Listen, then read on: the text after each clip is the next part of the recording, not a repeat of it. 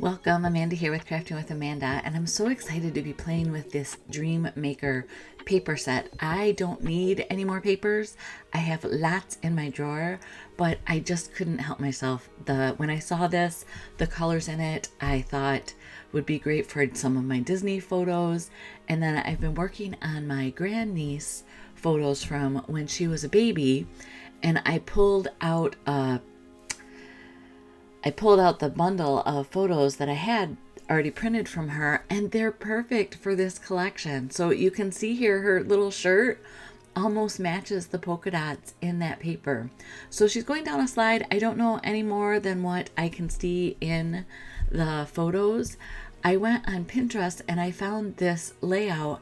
Unfortunately, there's no name attached to it. I can't, when you go to click on the link, it just takes you to this image. So this is it, but I thought it was perfect for these photos that I had. So I'm going through now and trying to decide what colors I want and which patterns I'm going to use for which pieces in this layout. And I have kind of let my photos determine some of the sizes versus looking at the layout itself and going, oh, this is probably 6 inches, this is probably 7. I'm letting the photos tell the story. So I cut the photos down so that it's more framed on my niece.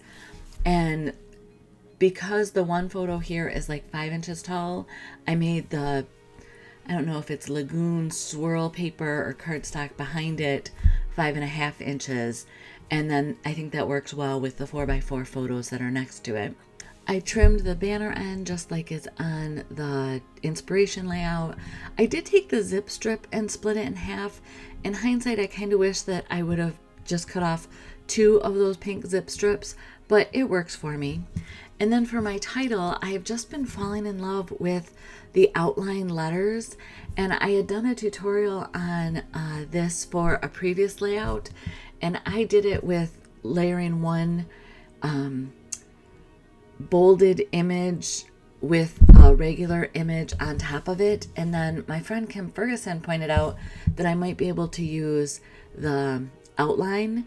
And when I had tried it originally, it didn't work, but I was using it on the whole word, where if you do it for each individual letter, I created that outline and then I sliced the outline with the original letter, and that gives you this wonderful frame. So my title is going to be We. She's going down a slide, or should I say We? And I want it to be all tacked together. So I'm just showing you here how I go through this and create my outline. And then also what I'll do is I will make another copy of this that I will end up hiding all the contours so that it's filled in, which should make it easier to put together in one piece. What I don't show in this video, and what I forgot to do until after I cut it, is once you have all of these outlines together and set, you need to weld them. So I attached them, but I didn't weld them. So originally when I cut my outline, and I do it in white, I cut it in white cardstock, it cut out each of the letters individually, and anywhere that they overlapped, it cut from both sides. So that was just a little bit of a mess. But for filling in the background papers, I just went ahead and used the individual pieces because it filled in nicely. But here you can see where I'm just hiding the contours on all of these letters so that it's a nice solid background for filling in the outline of these letters. I hope that makes sense. If you have any questions, go ahead and make a comment in the video, and I'll be happy to answer it if I can. So here you can see I cut it out the second time in white after I welded together the outline. And then I have these components that cut out individually because I forgot to weld it. But again, they're just going to go in nicely. It's a nice thick border. I did the 0.25, the default that Cricut has. So you can decide again what works for you and what you like. The last one I did, it was too thin of a border. This is so easy. I think you're going to see more of these kind of titles for me. This paper, with it having all of these wonderful colors, just lends itself to this so that you don't have to do all the individual letters with different papers. I just cut it all out of that one swirly nebula paper. I don't know if it's called nebula, but it kind of just looks like a galaxy to me. So then as I was looking at my layout, and it's very minimal on my inspiration piece, and I was trying to figure out how I could decorate this. I could do flowers. I love flowers. If you know me at all, I love flowers. The Dream Maker has this wonderful leaf stencil that I could have used, but I feel like I've done that. And with this particular book that I'm doing for my niece, I don't necessarily want it all flowers. So I thought about pinwheels. You know, when you're out playing on slides and at parks, I thought pinwheels would be fun. Years ago, we had a stamp set that was a stamp of the month. So I dug through my stamps and pulled it out. And it wasn't an actual paper pinwheel. It was just a stamp of a pinwheel. So I went ahead and decided I would show you how to do it. They're super easy.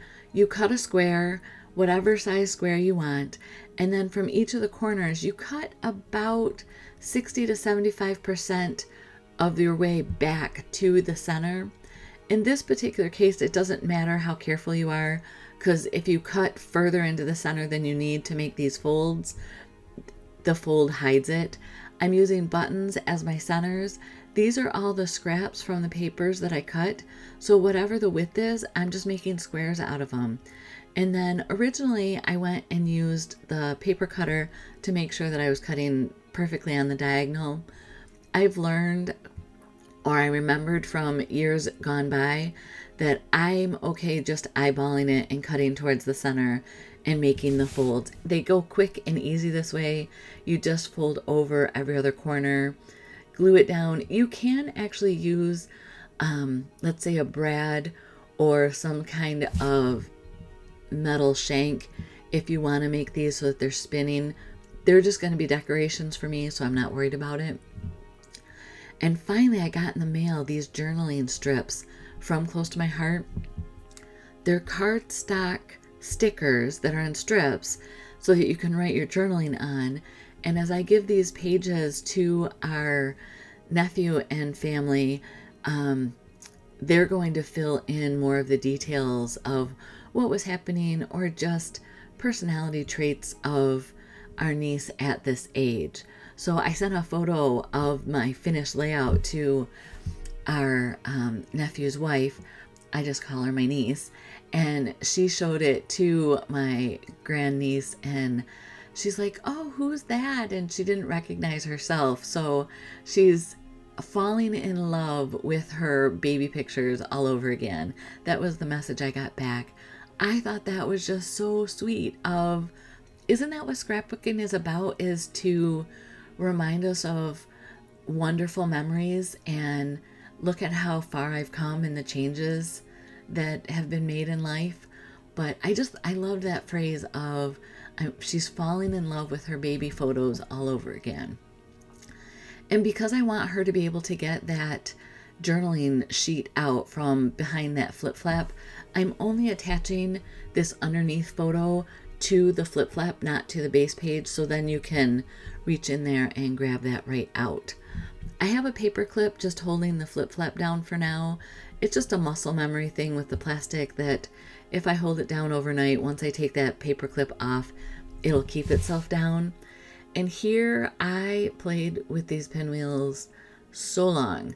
I tried them in this place and that place, and then I moved them again, and then I'm going to rearrange, and then I'm not liking how many there are, but I feel like I need to cover something in that bottom right corner.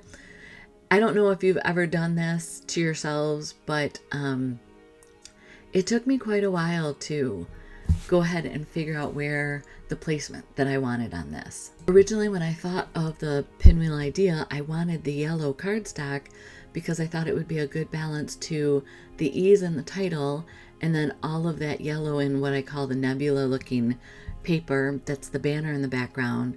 So all of that being said, I'm leaving that yellow up in the corner, and I feel like I need something more.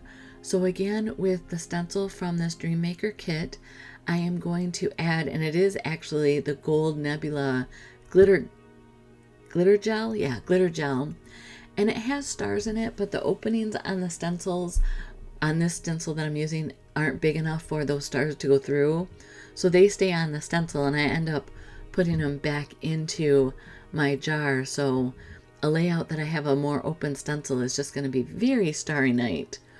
Now this glitter gel, I will caution you, takes a longer time to dry.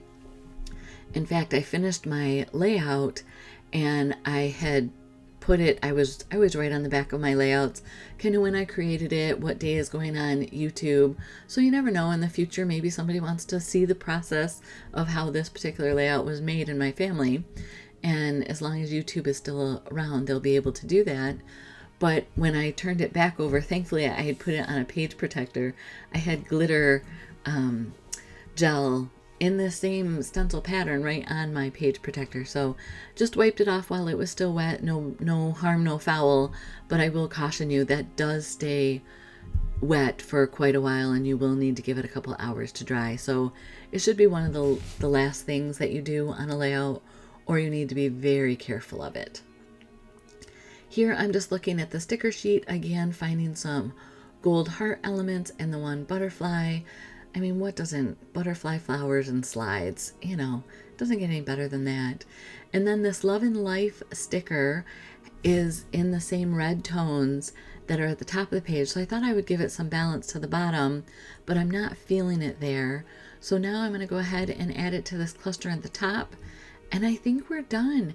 It's not an overly done up layout, but it's a fun layout. The papers just do the work for you, I think.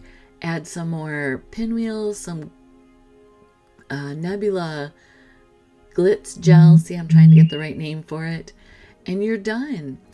If you want to know any of the products that I use, they will be in the video description link. If you have any questions or want to connect with me, you can leave a comment, and I do have my Facebook group and my Instagram if you want to connect. Have a great day. Blessings.